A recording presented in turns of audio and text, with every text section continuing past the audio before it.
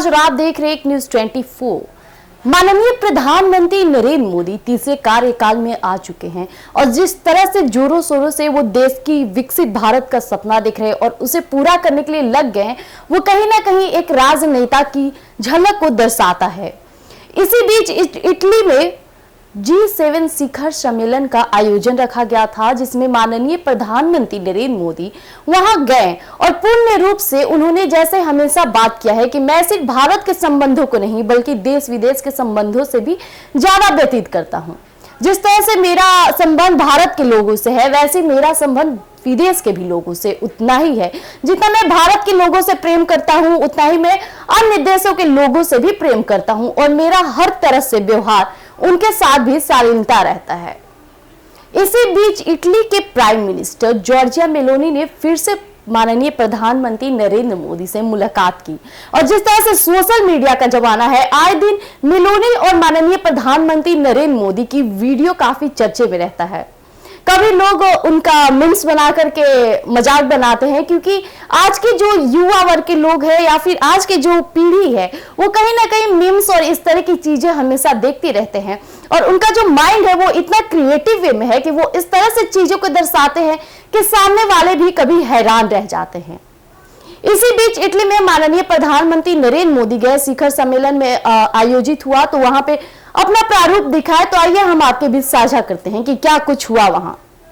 13 से 15 जून तक इटली के पुगलिया में जी शिखर सम्मेलन आयोजित किया गया। इस कार्यक्रम में हिस्सा लेने के लिए पीएम मोदी इटली गए थे। वहीं पीएम मोदी 14 जून को आउटर रीच सन में भाग लिया, जो कृत्रिम बुद्धिमत्ता, ऊर्जा, अफ्रीका और भूमध्य सागर पर केंद्रित था। इस सम्मेलन में मध्य पूर्व, गाजा और यूक्रेन में चल रहे संघर्षों पर चर्चा हुई। विश्व भर के नेता इन जटिल भू राजनीतिक चुनौतियों से निपटने और समाधान के तरीकों पर बात की। इसके अलावा कृत्रिम बुद्धिमत्ता एजेंडा के प्रमुख विषयों में शामिल किया गया है। वहीं G7 शिखर सम्मेलन में इटली ने भारत को अतिथि देश के तौर पर आमंत्रित किया था। दरअसल यह पहली बार नहीं है जब भारत को G7 द्वारा आमंत्रित किया गया हो।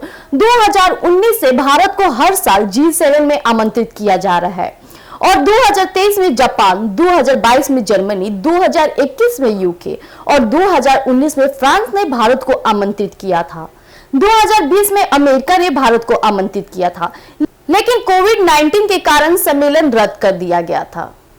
इसी बीच सम्मेलन के मौके पर माननीय प्रधानमंत्री नरेंद्र मोदी और उनकी इतालवी समकक्ष जॉर्जिया मेलोनी ने एक सेल्फी क्लिक की और अपुलिया में G7 आउटर रीच शिखर सम्मेलन के मौके पर मेलोनी ने प्रधानमंत्री मोदी के साथ सेल्फी क्लिक की। तब दोनों नेता मुस्कुराते हुए देखे गए। पिछले साल दिसंबर में दोनों नेताओं ने दुबई में 28वीं conference of the parties COP28 के मौके पर एक सेल्फी क्लिक की थी। वहीं द्विपक्षीय रक्षा और सुरक्षा सहयोग पर भी चर्चा हुई। इस सम्मेलन के बीच प्रधानमंत्री मोदी ने इटली में G7 शिखर के सम्मेलन के दौरान अपने इतालवी समकक्ष ने द्वितीय पक्षीय बैठक की। इस दौरान दोनों नेताओं ने दोनों देशों के बीच रक्षा और सुरक्षा सहयोग पर चर्चा की। वहीं विदेश मंत्रालय ने एक बयान में कहा, दोनों पक्षों ने द्विपक्षीय रक्षा और सुरक्षा सहयोग पर चर्चा की और रक्षा औद्योगिक सहयोग को और बढ़ाने की उम्मीद जताई। बयान में कहा गया है कि इस साल के अंत में इतालवी विमान वाहक पोत इटालियस कैवियर और प्रशिक्षण जहाज ITS वेस्पूची भारत आएगा।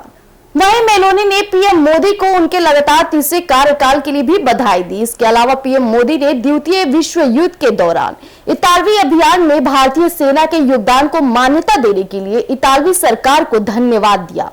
पीएम ने बताया कि भारत इटली के मोटन में यशवंत खाड़गे स्मारक का उन्नयन करेगा और पीएम मोदी और उनके इतालवी समकक्ष ने नियमित उच्च राजनीतिक वार्ता पर संतोष व्यक्त किया और भारत इटली रणनीतिक साझेदारी की प्रगति की समीक्षा की। वहीं मेलोनी ने प्रधानमंत्री मोदी को प्रधानमंत्री के रूप में उनके लगातार तीसरे कार्यकाल के लिए बधाई भी दी।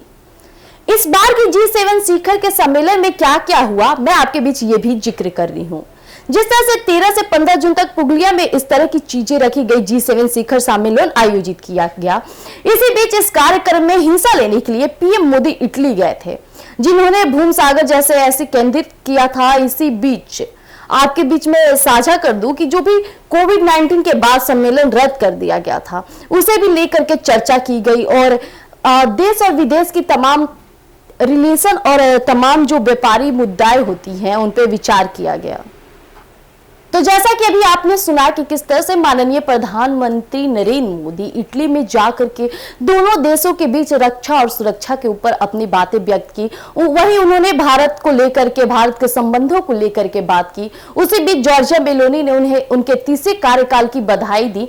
जिस तरह से जॉर्जिया मेलोनी पीएम मोदी को एक अच्छे नेता के रूप में जानती हैं, दोनों देशों के संबंध को एक बरकरार रिश्ता बनाने की कोशिश करती रहती है, वो कहीं ना कहीं एक हमारे देश के लिए अच्छी पहल होगी।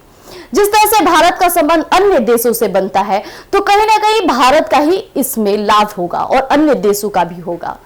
तो इसमें कोई जिक्र गलत नहीं किया जा सकता है। जिस तरह से सोशल मीडिया पे लोग उनके रिश्ते को गलत साझा करते हैं, वो कहीं ना कहीं गलत बात है, क्योंकि माननीय प्रधानमंत्री नरेंद्र मोदी वहां किस लिए जाते हैं, वहां पीएम मोदी वहां G7 शिखर में आयोजित में अपनी भागीदारी देने जाते हैं और दोनों देशों के संबंध को बरकरार बनाए रखने के लिए ऐसे कदम उठाते हैं। वो कहीं ना कहीं एक राजनेता का कर्तव्य होता है।